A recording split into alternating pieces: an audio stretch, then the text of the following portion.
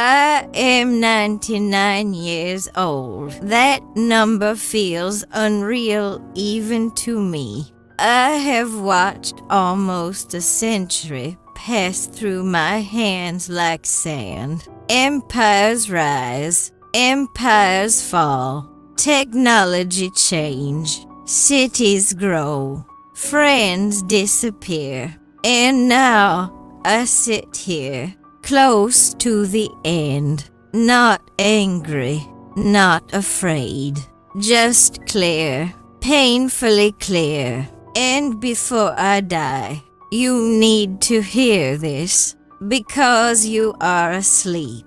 Not physically, but spiritually, emotionally, mentally. You are walking through your life the way a man walks through a dream. Half aware, half present, half alive. You wake up, but you are not awake. You move, but you are not conscious. You breathe, but you are not living. And I know this because I did the same thing for decades. When I was 20, I believed time was infinite. When I was 30, I believed I was behind. When I was 40, I believed I was building something important. When I was 50, I believed I finally understood life. When I was 60, I realized I didn't. When I was 70, friends began to disappear. When I was 80, I started counting years. When I was 90, I started counting months. Now, at 99, I count mornings, and that changes everything. You think you have time. That is the most dangerous illusion in human history.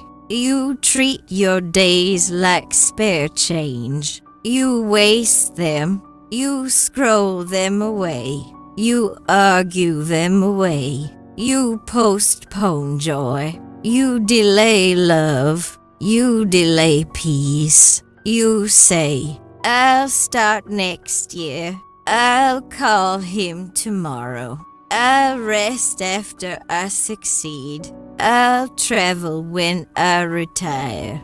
You are building a future that may never come, and in doing so, you are sacrificing the only thing that exists. Now, let me tell you about my friend Marcus. Marcus was brilliant, strong, disciplined. He had a 5-year plan.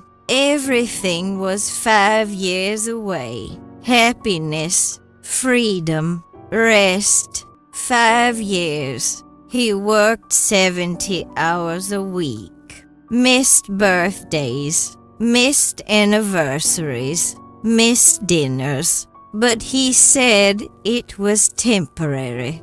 Just 5 years. One evening, he walked out of his office building. He felt a tightness in his chest. He assumed it was stress. He took 2 steps and collapsed. Massive heart attack. 47 years old. 5 years never came. His calendar was full for the next 6 months. His inbox was full of urgent messages. The world replaced him in 2 weeks. But his son still remembers the empty chair at dinner. That is what sleep looks like. Building a future while missing the present. You think being busy means being alive. It doesn't. Busyness is often avoidance. Avoidance of silence. Avoidance of fear. avoidance of truth. Silence is uncomfortable because in silence you hear the clock tick, tick, tick. You feel your mortality, and that terrifies you. So you distract yourself with noise, with screens, with goals, with comparison. But distraction is a drug, and you are addicted. I chased success for 40 years. I won awards. I shook hands. I stood on stages. People applauded. I felt powerful, important, significant. And do you know what applause sounds like at 99? Nothing. Because none of it followed me here. None of it sits beside my bed at night. None of it warms my hands. The only things that matter now are memories. Sunday mornings with my wife. The way she laughed at small things. The way my daughter used to run into my arms. Those moments feel eternal. Everything else feels like background noise. You are chasing the wrong things. You are measuring your life with the wrong ruler. Money is a tool, not a destination. Status is an illusion, not an identity. Comfort is a trap, not a reward. Comfort makes you complacent. It tells you to wait. It tells you to stay safe. It tells you to avoid risk. But risk is life.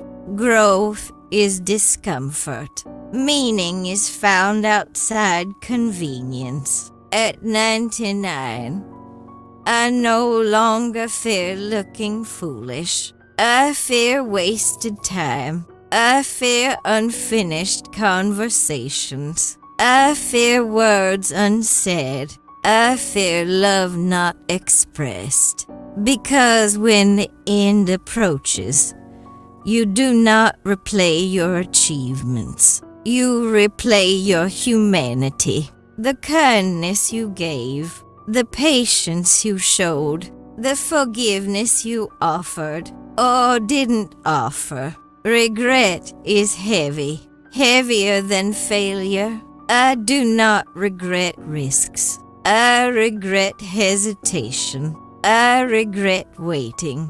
I regret assuming there would always be another chance. One day, you will hug someone for the last time. You will not know it is the last time. One day, you will speak to a friend for the last time. You will not know. One day, you will step outside into the sun for the last time. No announcement, no warning, just an ordinary moment. That becomes your final one. If you lived with that awareness, you would live differently.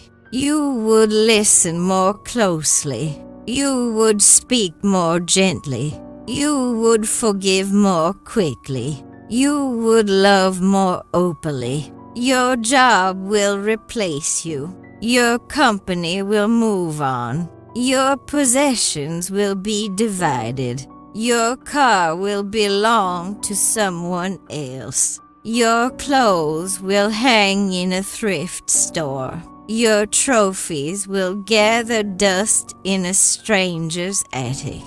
But your presence is irreplaceable to the people who truly love you. If you are present, if you are awake, you are not exhausted. You are distracted. You are not unlucky.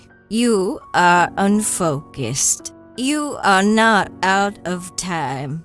but you are acting like you have unlimited supply. That is arrogance, and life humbles arrogance, sometimes gently, sometimes suddenly. I have seen strong men collapse. I have seen healthy bodies fail. I have seen plans evaporate. Death does not negotiate. It does not check your calendar. It does not wait for convenience. I am not telling you to panic.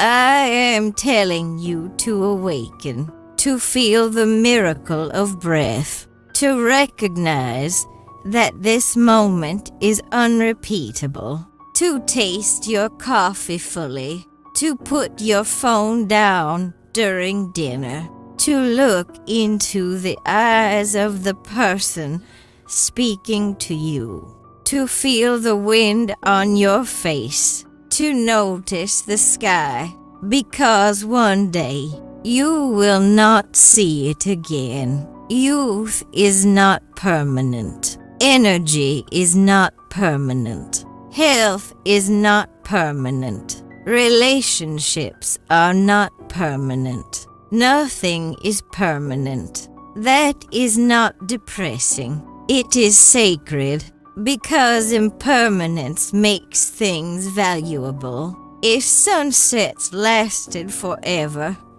you would never watch them. If hugs were endless, you would never cherish them. If time were infinite, you would never act. Mortality gives life meaning. At 99, I do not fear death. I fear a world full of people who never woke up.